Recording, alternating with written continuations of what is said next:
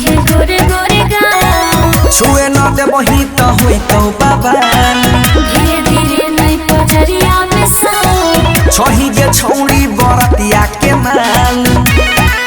अबे बोल ना ये पकड़ चाहिए गोरे गोरे गाल छुए न देबही त होई तो बाबा धीरे धीरे नहीं पजरिया में सो छही गे छौरी बरतिया के माल हमरा नया नंबर नहीं डरे एगे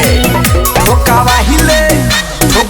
डीजे बहला से पीट गे होई जई महला गला में है हिट गे ठोकावाहिले या परे तारा से पीट गे होई जई महला गला में है हिट गे बोले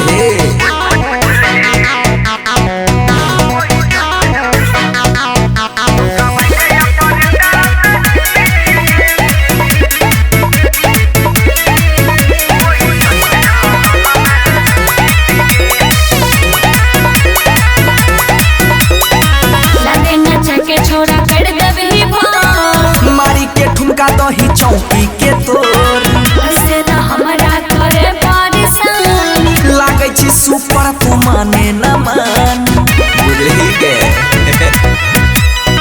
लगे ना चके छोरा कर देबही भार मारी के ठुमका दही चौकी के तोर ऐसे ना हमरा करे परेशान लागे छी सुपर तू माने न मान नमरी पान सवन छीट रे